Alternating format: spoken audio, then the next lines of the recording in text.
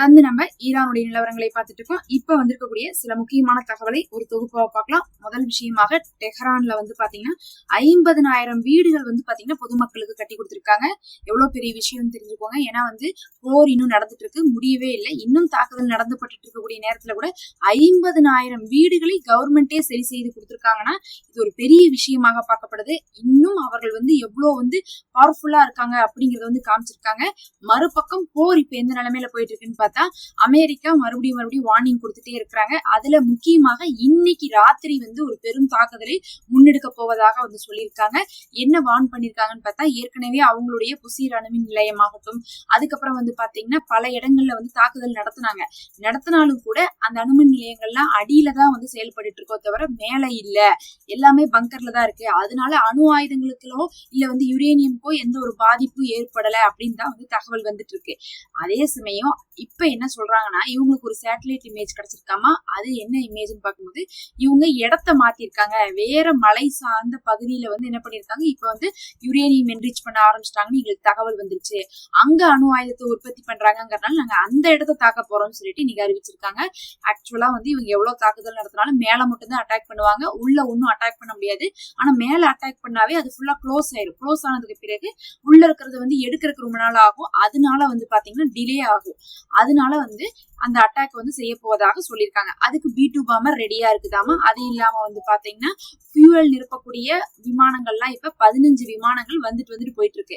அப்ப ஃபியூவல் நிரப்பக்கூடிய விமானங்கள் வருதுனாவே தாக்குதல் நடத்த போறாங்கன்னு அர்த்தம். இரவோடு இரவாக தினமுமே ஒரு கடுமையான அட்டாக் தான் நடந்துட்டு இருக்கு. 140 அட்டாக் எல்லாம் நேற்று பண்ணியிருந்தாங்க. பெரிய தாக்குதல் தான் இப்ப அமெரிக்கா முன்னெடுத்துட்டு இருக்காங்க. அதுவும் உள்ள போய் யூடர்ன் போட்டெல்லாம் அடிச்சிட்டு இருக்காங்க. அதாவது வெளியிருந்து தூக்கி வீசிட்டு வர்றதுக்கும் உள்ளக்குள்ள நுழைஞ்சு அட்டாக் பண்றதுக்கும் வித்தியாசம் இருக்கு. அந்த மாதிரி எல்லாம் கூட பாத்தீங்கன்னா தீவுகள்ல தாக்குதல் நடத்தப்பட்டிருக்கு. கிட்டத்தட்ட ஒரு 5-6 தீவுகள் பாத்தீங்கன்னா ஈரான்ல தாக்குதலுக்குள்ளா இருக்குது.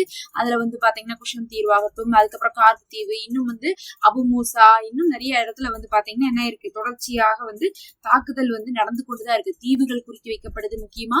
அப்புறம் அந்த எல்லை ஓரம், ஆர்மோஸுடைய எல்லை ஓரம் குறி வைக்கப்படுது. ஆர்மோஸை நாங்க கண்ட்ரோல்ல இருந்து விடவே மாட்டோம் அமெரிக்கா ஈரான் சொல்றாங்க. அமெரிக்கா அந்த கண்ட்ரோல்ல இருந்து உங்களுக்கு எடுக்காம நாங்க விடவே மாட்டோம்னு சொல்றாங்க.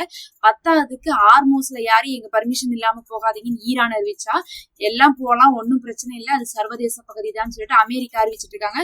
மாத்தி பல அறிவிப்புகள் தான் பாத்தீங்கன்னா ஆர்மோஸ் சார்ந்து வருதோ தவிர யாரும் அவங்களுடைய கண்ட்ரோலை விட்டு தரல. அதுலயும் இன்னைக்கு பாத்தீங்கன்னா 2 கப்பலுக்கு துப்பாக்கி சூடு நடத்தி பயப்படுத்தி என்ன பண்ணிருக்காங்க, அவங்கள பின்வாங்க வச்சிருக்காங்க. எதுக்காகனா இவங்க திருட்டுத்தனமா கிராஸ் பண்ணிருக்காங்க. அதனால பாத்தீங்கன்னா அவங்க மிரட்டி இருக்காங்க. இப்ப பார்க்கும்போது எப்படி இருக்குன்னா, என்னதான் அமெரிக்கா தைரியமா போங்கன்னு சொன்னாலும் கூட மத்த நாடுகள் போறதுக்கு பயப்படுவாங்க. அப்படிதான் ஆர்மோஸ் அவங்களுக்கு பாதுகாப்பு இல்லாம இருக்கு. அமெரிக்காவுடைய பேச்சை கேட்டா ஆர்மோஸை கடக்க முடியாது, ஈரானுடைய பேச்சை கேட்டா மட்டும்தான் கடக்க முடியும் அப்படிங்கக்கூடிய ஒரு நிலைமை அங்க இருந்துட்டு இருக்கு. இது இல்லாம பாத்தீங்கன்னா ஆயுத தயாரிப்பை ஈரான் பல மடங்காக்கி இருக்காங்கன்னு சொல்றாங்க. அதாவது பல மடங்காக்கி இருக்காங்கன்னா ஒரு வருஷத்துக்கு தேவையான ஆயுதம் வச்சிருக்காங்களாமா, 3 மடங்காக ஆயுதம் தயாரிச்சுட்டு இருக்காங்களாமா. எல்லா நாடுகளும் இப்ப ஈரான்ட்ட ஆயுதம் வாங்கிட்டு இருக்காங்களாமா. பாத்துக்கோங்க, போர் நடந்துட்டு இருக்குன்னு தான் பேரு. அதுல எந்த நாடு ஜெயிக்குதோ அந்த நாடு பெரிய பிசினஸ் பண்ண போறாங்கன்னு அர்த்தம். இப்ப பாத்தீங்கன்னா ஈரானுடைய பொருளாதார நிலைமை ரொம்ப மோசமா தான் இருக்கு. ரொம்ப ஜாஸ்தியா தான் அவங்களுடைய ஒவ்வொரு காசையும் மத்த நாட்டு காசோட கம்பேர் பண்ணி பார்க்கும்போது இருந்துட்டு இருக்கு.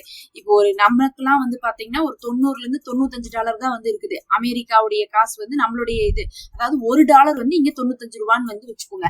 ஆனா அங்க பார்த்தா லட்சக்கணக்கான மடங்கு இருக்கு. அந்த அளவுக்கு குறைந்திருக்கு. இப்ப நம்ம காசெல்லாம் அவங்க பாத்தீங்கன்னா நம்மளுடைய $1 அவங்க பாத்தீங்கன்னா அங்கிருந்து வாங்கும்போது 200-300 ரூபாய்க்கு வாங்குவாங்க. ஆயிரக்கணக்கான ரூபாய் கொடுத்து வாங்குற அளவுக்கு அவங்க நிலைமை இருந்துட்டு இருக்கு.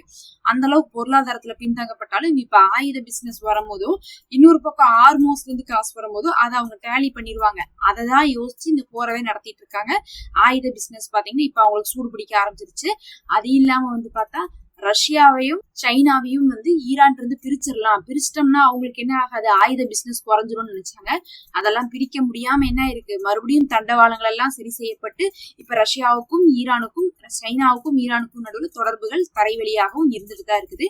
இதெல்லாம் இல்லாம அமெரிக்கா இன்னைக்கு பாகிஸ்தானுடைய அந்த ஈரான் பாகிஸ்தான் அந்த ஒரு எல்லையில தாக்குதல் நடத்திருக்காங்க. இது எதுக்காக நடத்தப்பட்டிருக்கும் அப்படின்னு சொல்லப்படுதுன்னு பார்த்தா அந்த பலுச்சிஸ்தான் பகுதியில நடத்திருக்காங்க. அங்கிருந்து சில உதவிகள் இவங்களுக்கு வருது ப்ராக்சிஸ் மூலமா, அப்படிங்கறனால தாக்குதல் நடத்தப்பட்டிருக்கும்னு சொல்லப்படுது. இதெல்லாம் தான் இப்ப முக்கியமான செய்திகள்.